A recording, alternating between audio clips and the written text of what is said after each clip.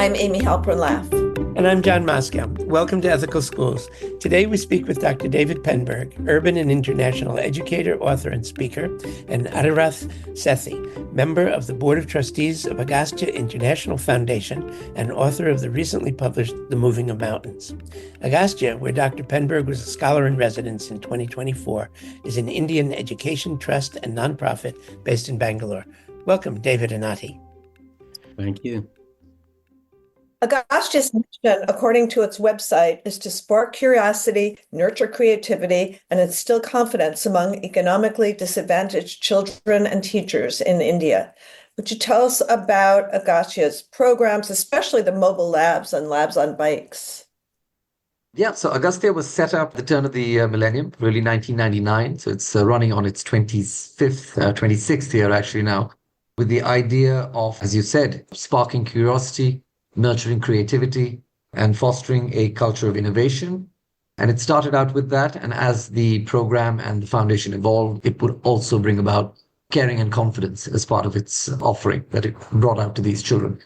And what started out as an idea for what education should be was gradually distilled into what we now know as the mobile van program. In fact, the mobile distribution delivery mechanism that Agastya uses, which is quite unique. It is a hub and spoke model that has a campus, a 172-acre campus in Kuppam in the state of Andhra Pradesh, and various science centers spread out across 22 Indian states. And from these science centers, you have mobile vans, bikes, even people on foot that reach out to the furthest edges, I would say, of rural India, going into the government schools, the even very small government schools with maybe only 5 or 6 children, and bringing to them hands-on science learning. So we have what we call igniters, and their job is to take these low-cost science models into the schools and effectively teach kids what it's like to play with science, to actually handle the experiments, to even, in some cases, break and kind of dismantle them. And in a developed country, this might not seem like a massive revelation, but what Agastya realized is that children in India, especially in the disadvantaged portions of the population, are forced to do what's called rote learning, where you're given a textbook and you're told you will have an exam at the end of the year, and all you need to do is memorize what is in this textbook, and that's all you're going to be asked. And that seemed to Agastya, and seems to a lot of people that think about education in a holistic and forward-thinking way, to be a very detrimental to creativity, and also keeping these kids in a way that isn't exactly conducive to them being valuable members as they grow up in a thinking sense. So the idea was for them to have these experiments, to be able to play with science, and that would then spark their curiosity and get them on a path where they would understand the importance of hands-on science education. Mm-hmm. You mentioned science. Do you also expose students to the arts? Yes, the program did start as a STEM-based approach, and it was gradually evolved to include the arts, which would include dance and music and the fine arts as well. And Agastya's campus is quite lucky that it's quite lush, and it has many centers, dedicated both to innovation of different kinds. And so we have an auditorium there where kids from the surrounding government schools will come, they will perform. Sometimes we will have art camps and workshops there where they'll come and get to interact with artists, do paintings, do models, things like that. Some of this stuff is more difficult, of course, to take into the schools, in the mobile vans, but the campus does offer a rich exposure to the kids who come both for STEM as well as arts.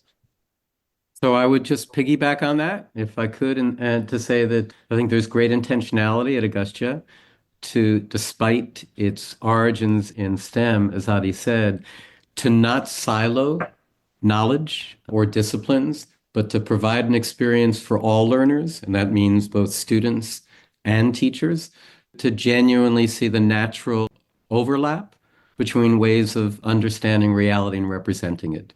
So in that sense, it's a genuinely interdisciplinary learning environment. Would you tell us about Agastya's teacher training?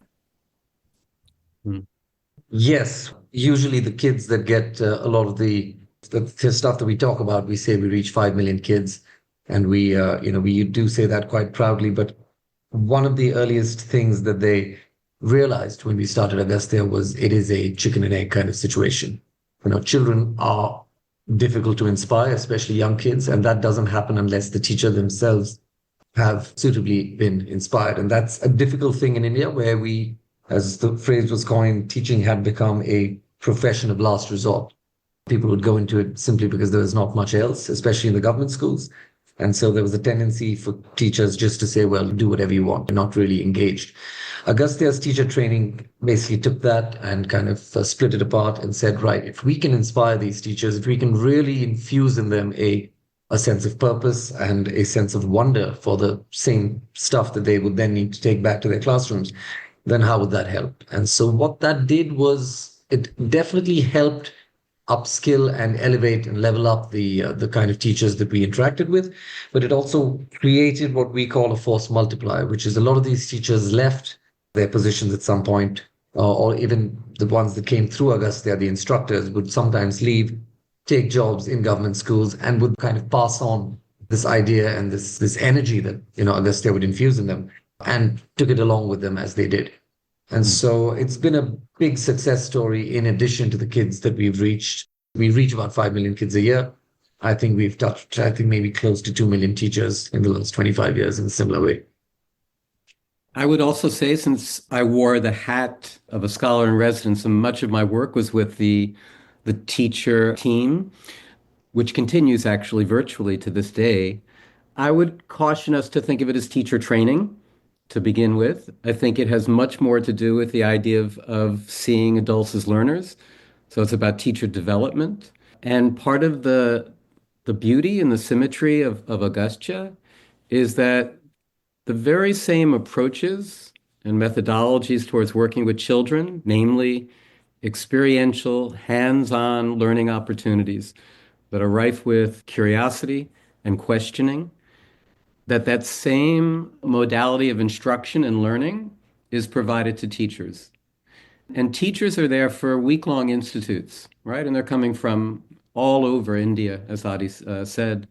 And one of the things that they're asked to do is to leave behind all of their images and experiences as teachers for the time that they're there, so that they can actually tap into their imaginations, their curiosities, and their visions of what teaching and learning should be.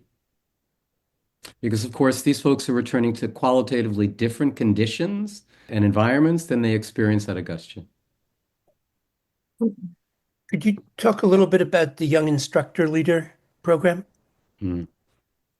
So the origins of the Young Instructor Leader program are quite heartwarming. There was a time when Agastya was still scaling up, and the scale that they were moving, or the speed at which they were moving, was kind of becoming a little unmanageable. And the few teachers that they did have were starting to sort of feel the pressure, and the team was, in a sense, falling apart, or at least finding it extremely difficult to stay a cohesive unit with all the kids that were coming through.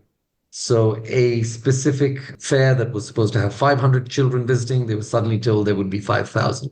So overnight, this team suddenly had to figure out a way to train teachers, and they just didn't have any. And a group of girls, and I love to say it's always a group of girls that kind of have this idea and come forward and say, hey, listen, let's, and it's been a kind of feature of Agastya that it's always been that a bunch of kids come and say, hey, listen, we have an idea. If you train us, we can just train the kids in return. And it was a risk. They were quite nervous about the whole thing.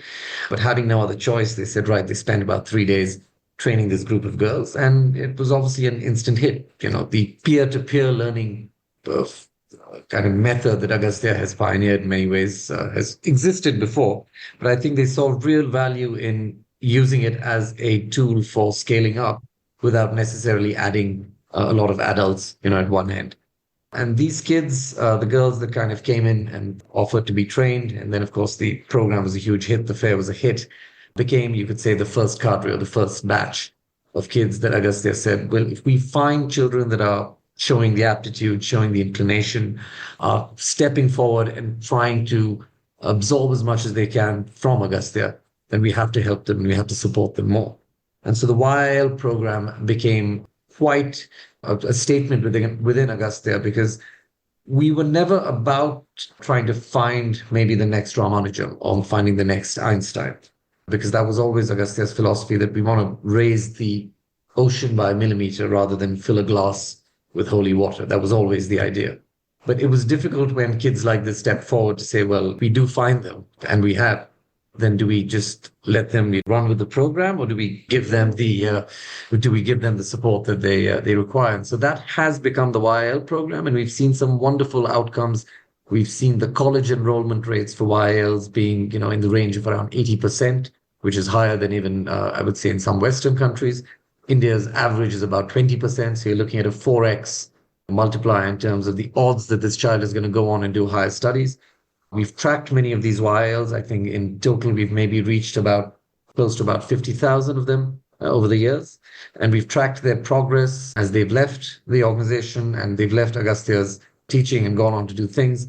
And we found some remarkable things in terms of the professions their parents had versus the professions these children had. This huge shift from the primary and secondary sector to the tertiary sector. And so that is the kind of impact that Agastya has been able to provide with its interventions. What was the age range of the girls who volunteered and said, let's move ahead? So most of the kids Agastya deals with are in the 7th to 10th grade age group. So I think these girls were maybe in the 8th or 9th grade, basically. So you're looking at, 13 and 14-year-olds. Yeah. Wow. Just to add to this, the YLs is what we would refer to as, I think, the cultivating, the curating of innovators and leaders, and placing a great emphasis on communication skills, self-directed learning, what we would refer to as student voice and agency. I think this is Agastya's effort to do that on a large scale.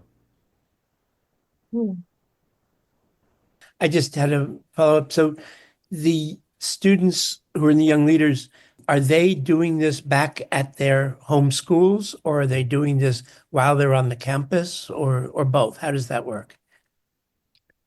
So mostly it's schools, and then they get, as we call it, additional time with the instructors. In some cases, they are, yes, invited to campus to spend some time there and, have access to the facilities and the infrastructure on campus. And in some cases, as they grow up and they graduate, they become a part of the night school program. And that is something that has happened, that some of these kids go back to their villages and they may be working there, and they might then volunteer to teach children as part of what we call Operation Vasanta, which was, again, Vasanta was a girl who was part of the YIL program and went back to her village, and they found her one day teaching kids on her own, basically, using Agastya's methods. And so they decided that they were going to sort of scale this out and get it to across the country. So it's become quite a successful program, and a lot of the YLs do become a part of that. If I could add one other thing then, since the science fairs are such a critical part of how the pedagogy and the word is spread, while I was there, they were the facilitators for a science fair in which at least 1,000 children over the course of an entire day visited the campus. So they were manning all of the stations, they were the facilitators, the explainers, and I'm sure that took a lot of preparation and rehearsing as well. I want to go back to the teachers, and I'm wondering if either one of you could give us an example of what this looks like, teachers actually learning in the ways that students learn. Sure, I'll jump into it. So there was one group of teachers there for a week-long institute, and it was focused on a new development in Indian education, depending on the state, but the creation of eco clubs.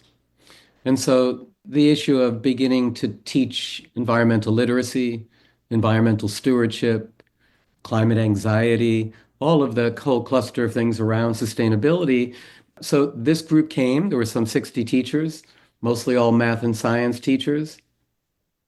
And we spent at least 2 days doing field work. And that field work entailed going to the local lake, which is in rather grave state in terms of pollution, in terms of a lack of rain. And they did a whole series of scientific gathering of data, doing water sampling, gathering artifacts that were along the beach, had all kinds of clipboards with forms to document the data, then came back and broke up into teams, discussed what the experience of doing that kind of field work was like, to have waiters to go out into the middle of the lake and to be collecting water specimen and to be working together, calibrating the data. And then the most important level of conversation. So what could this look like with their own kids? How do we begin to provide these kinds of experience with the natural world without a reliance upon textbooks or upon standardized tests? So that was one example. The other was another day of field work, sending teachers onto the campus. And again, we're talking about 172 acres of forest to collect specimens, artifacts, whether it was leaves, whether it was insects, whether it was taking images of snakes, and to come back then and to talk about what that kind of bio blitz like experience was like and how to be able to replicate that and how that can create and support a sense of biophilia, of affinity with the natural world for children. So those were, to me, embodiments of, okay, here's real hands-on learning, but we're going to go beyond the experiential. We're actually going to then go a deeper level and reflect about what we've just experienced and done. That's the kind of exposure that I believe that the teachers and now school leaders, by the way, are exposed to when they come. Wow. And are there parallel experiences in the arts? Oh yeah. Yeah, absolutely. So I have some beautiful images of part of this workshop was to make short documentary films about the environment. None of them had any prior experience making movies. So there was a group there that were providing the technical support, and they spent those 5 days on that project of putting together a 2-minute video of some aspect of climate education or environmental literacy. So the arts, I mean, here they were learning to use media and all of the components to telling a story around a very real and pressing issue.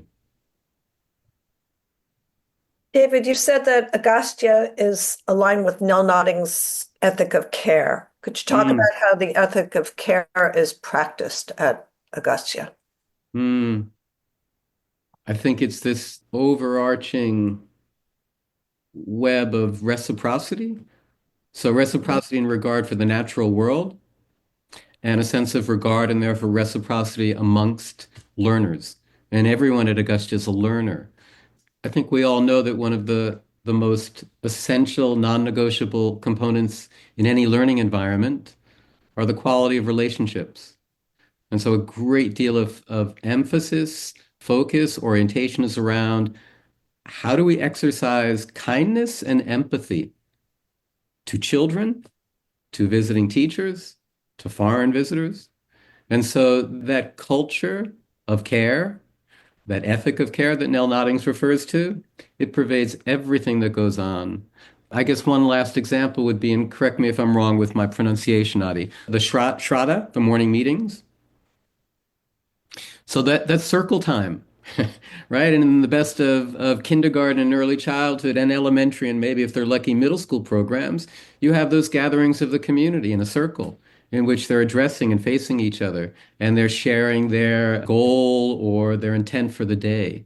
And it's ended by 2 minutes of meditation. That to me contributes to sensitizing a community, to being alert, aware of how they're feeling and how others are also feeling. And what about relationships with animals other than human? I have my own take on that. Yes, please. Well, the campus is the ideal place to go and see that, and David would agree with me when he I'll says that corroborate it. it's just bursting with activity, and a lot of it uninvited in the sense that we just did stuff with the land, and if you look at the way in which the land evolved, it was this arid wasteland, which different reasons for that, but the fact remained that they decided at some point that they had to walk the talk and use creativity not just as a tagline to sell to children and say, okay, this could, help you guys get better and understand science better, but actually use it as a tool to better themselves in so many ways that anyone who came to campus, anyone who interacted with the organization would say, wow, they're living and breathing creativity and not just selling it on. So when the campus was revived, it was done with a lot of care and with a lot of understanding of what the land needed.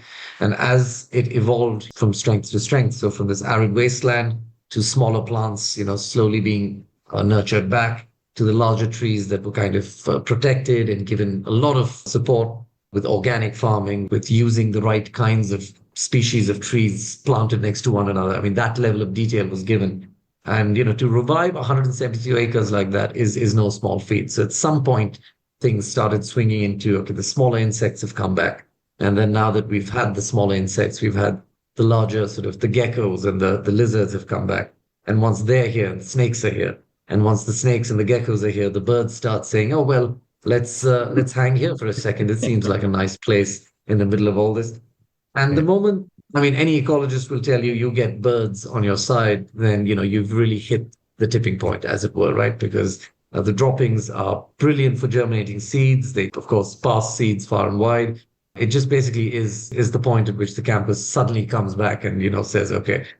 And then the wild boars, and we've had leopards, and we have elephants coming through the campus. We've had peacocks all the time. Just, Don't leave when out you're the on monkeys, campus. please, Adi. Of course, the monkeys, yes. My dog, for example, is sometimes taken to campus and they will hang on a tree and make fun of him in a way that is so audacious that you must think, wow, are these guys so confident no one's going to hurt them that they can just sit there in one, in a bunch and just, make fun of whomever's passing by.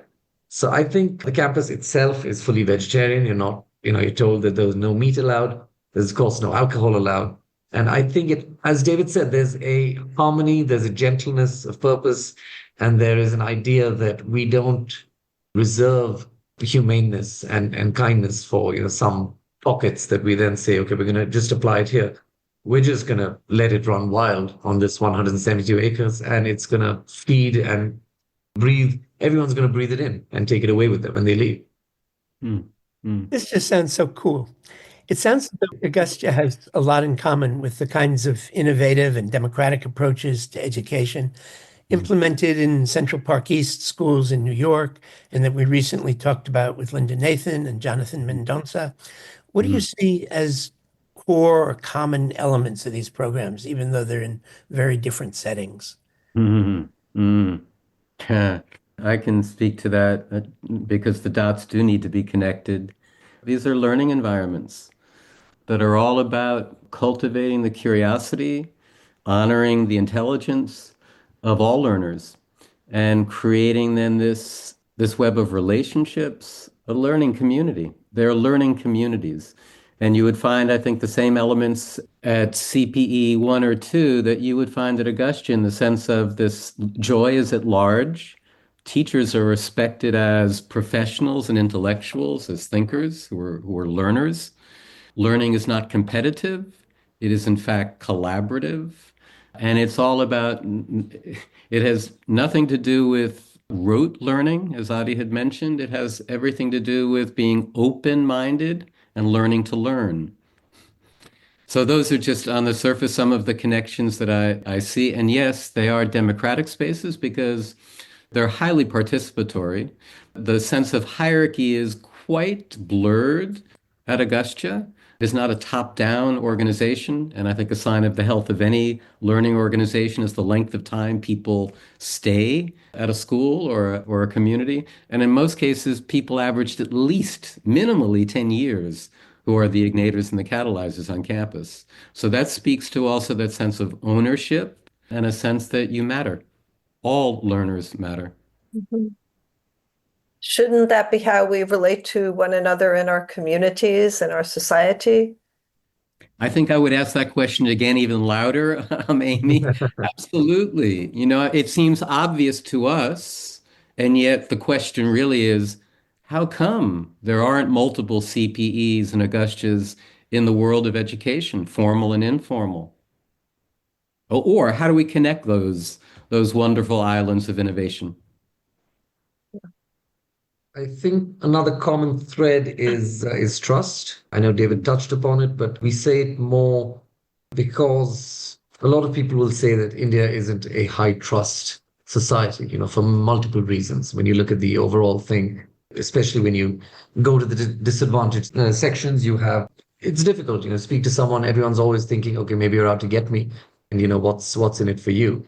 And when you look at the way that two things, one is the way that Agastya hired people, and it continues to hire people with this idea that we're not really hiring for the role, we're just hiring a person.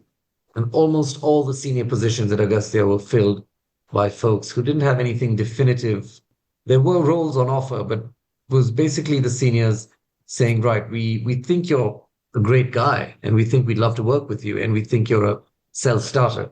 So what we'd like to do is just bring you in and you figure out which area you want to sort of work on.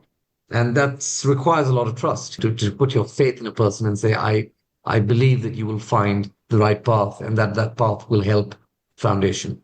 And the other is, when you speak about the breadth of Agastya's operations, you're talking about a hub in South India, trusting that the guy in Delhi or the guy in Orissa or the guy in, any other part of India, in Bihar, is probably going to do the right thing and is going to run the program in a way that is conducive and that is aligned with the rest of the organization. Of course, we have training programs for that. We have a lot of the backbone of Agastya, as it were, is what we call our quality assessment program. But leaving people to do their own thing and just saying, well, it's almost a guerrilla style of attack because every state, every city sometimes needs its own approach. So all you say is, right, I trust that whatever you're going to do isn't going to bring disrepute to the organization, and that it's going to be done in the right spirit, and that you're actually going to get it done. So that's a remarkable thing to have at this stage, the number of people there are, to trust that each and every one of them is probably working individually, but also working in this invisible sort of cohesive mesh that Agastya has built. Mm. Do you see Agastya as a prototype for a nonprofit, or is it more something you'd like to see in lab schools or something like that? I think it's a source of inspiration. I don't think they're looking to reproduce multiple Agastyas. I think that there's so much to be learned and shared with learning environments like Agastya that what would be most important is to create the opportunities for those exchanges and those dialogues to take place. But especially, Amy, thinking about what is the pertinence and the value of an Agastya in rural India, 8,000 miles away from New York City public schools? How can both learn from one another, given the difference in culture and the distance? I think that's the important thing, is less about as a model to replicate, and I don't think you're suggesting that. I think it's one of those multiple icons of what's possible out there in the world that we in the West, we need to know about it. We need to be talking about it. We need to be connecting with those educators.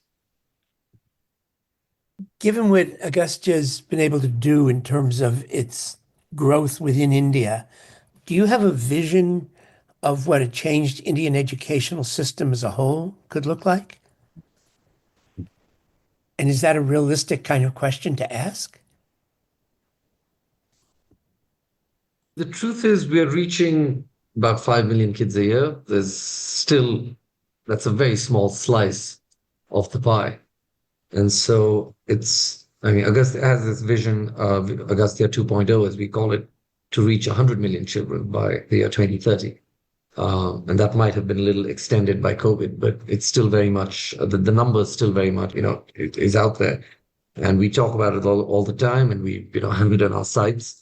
And it seems to be something that everyone in the organization really believes that they can achieve.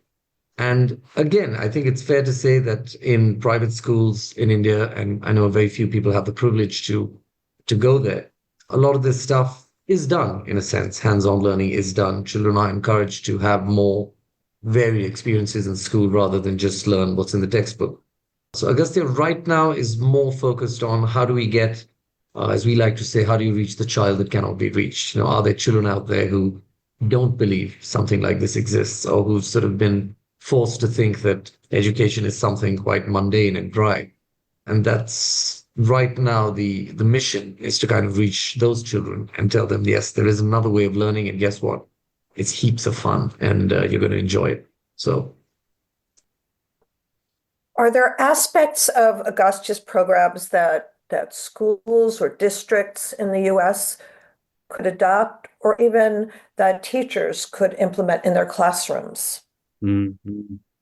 I would jump in by just immediately the model for teacher education is one that we could learn a tremendous about from. Not a cookie cutter teacher training, but these are residential week-long institutes that is also sustained through follow-up.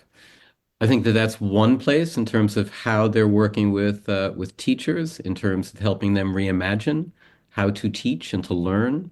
And now the most exciting part for me, at least, is now that school leaders are invited into that conversation as well. So that's one thing that very much comes to mind. I mean, clearly we have deep understanding of what a learning community looks like, and we have those examples, those islands of decency and innovation all over the United States. So it's not about reinventing. It's also understanding then how you create an environment that children and adults want to belong to. And I think Agastya understands that very well. And that's the kind of conversation that doesn't take place in teacher training workshops per se, but this is as critical and urgent a time as any for those kinds of dialogues to take place. What are some of the ways in which you measure Agastya's success? So this has been something that we struggled with, I would say, as an organization initially, partly because it was almost an antithesis, I would say, to what Agastya is trying to do, which was to say we don't really care about marks. We don't really care about a child acing an exam. What we do care about is that they enjoy the process of learning and that they bring creativity into their thinking process.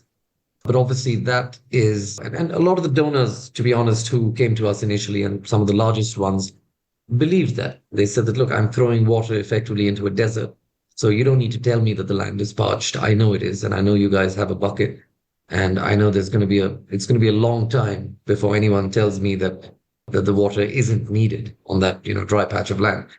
But as we got corporatized in the sense that as our donors became more corporate in a sense and had to then go back and tell their management that, okay, here's a number to work with, we started developing ways of measuring different things. So we did develop a model with one of India's leading business schools, which tries to capture the creativity, curiosity, innovation, and also the science learning that kids learn. So we do kind of interviews with the children before any Agastya interventions as a control group. And then we do interviews with them after maybe 8 exposures or so with Agastya, which is typically a 3-month period or so. And, that is then kind of summarized and made into a metric that we can then say that, okay, this is the improvement. And we've seen obviously remarkable shifts in a simple sort of 8-class kind of exposure. We've seen things like, an 8% increase in creativity, a 10, 12% increase in sort of innovative thinking, things like that. And it's done periodically. It's done on a fairly large sample set, around 300,000 children, I think, the last time we did it. So it isn't as if we're just working with a small group of kids and saying, hey, we've had impact. We run this, model through quite a large and over quite a large time frame as well.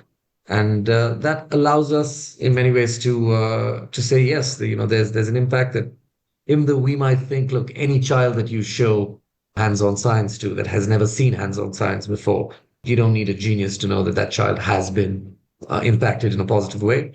But this kind of allows us to have a number to back that up as well, which is useful. I was really impressed when I was working with Sony, and I don't know Sony's title, Adi, but Sony is a catalyzer who helped to develop this really thorough, fascinating tool for measuring the effectiveness of the igniters going out into the village schools. And so it was this inventory, a checklist, essentially, of the kinds of virtues and attributes and qualities of learning and teaching that are foregrounded and how it measures up in terms of observing that in action. I forget the name of the tool, but I was extremely impressed with what they've created. Yes. So, I mean, the tool itself, I'm not sure if it has a name. It's the TQM, the Total Quality Management, Yep. or the Yep. training program. Yeah, And exactly. we have what are called IMTs, instructor master trainers. So the igniters within Agastya have to apply for that. It's quite rigorous and it's quite competitive.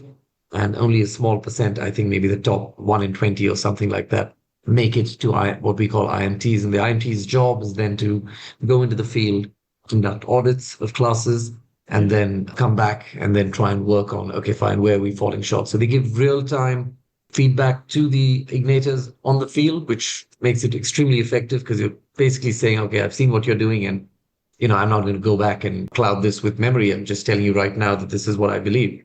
And it also allows them to go back and redefine what we call a super class. So Agastya has this almost formulaic approach in terms of, okay, if you want to reach kids and you have only 2 hours with the children, every minute kind of counts. So a lot of the work that goes in is defining, okay, how much time can you spend? Don't spend too much time introducing Agastya. You've just got these little pockets of time. And it's almost, to use a crude example, and I have done this in my book, but it's like the fast food industry, where you've just broken down the process into little chunks of, you have to do this and you have about this much time to do this. And then within that, giving them a lot of creative freedom to say, okay, fine, now at this point, you work with the children and you have 1 hour, but that hour is yours. We're not going to tell you how to spend it, or, we're going to give you tips. Largely, use your creativity to reach the children in the way that you think is best. And that's probably going to work. So it's an interesting framework. And it's kind of, again, why I say it's the backbone of Agastya's ability to scale up, is because it's allowed us to replicate and largely keep a consistent uniformity, as it were, in the way that the classes are conducted, wherever they might be. Before we close, Adi, would you tell us about your book? Yeah, so we had this idea in 2019 actually, when because it was our 20th year at that point, to have a book encapsulating the journey thus far. And Agastya basically was founded by Ramji Raghavan, who was a banker in London, and decided to leave it all and come to India and just plunge into education without having an idea at that point what that even entailed. And so various iterations, various roadblocks, various challenges, Ramji, along with the other founding members, kind of slowly developed this idea that, okay, they wanted to build a school, but then they decided that eventually they'd take schools out into the country. So that's eventually what Agastya became.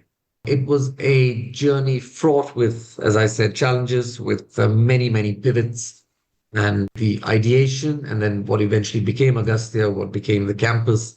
So the book tries to capture that entire story. So it starts literally with, as I said, with the arid patch of land that Agastya once was, and uses that and builds on that to the organization, to the campus, to the organizational design that Agastya chose in terms of how it scales up, and to some of the other stuff we've spoken about, in terms of the IMT, and in terms of how the program was eventually spread across the country.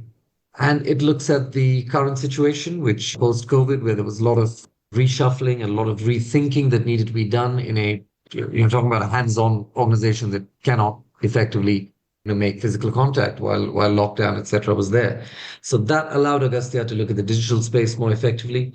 And so the book basically now, since eventually it was finished only in 2023 because COVID came along, looked at the 25-year journey that Agastya had, and took it from the point of ideation or conception to where it is today. So as we say, it's the remarkable story of the Agastya International Foundation, and it captures what I hope are a lot of the stuff that we've been speaking about and a whole lot more. And we're hoping that it's a useful tool that when people read, they might realize the extents to which these folks went to develop and build this world-class organization, and hopefully feel a strain of togetherness, or strain of inspiration, that they might try and help us in some way. And that's kind of why the book was written. And I hope it can do that. Thank you so much, Dr. David Penberg and Adi Sethi of Agastya International Foundation.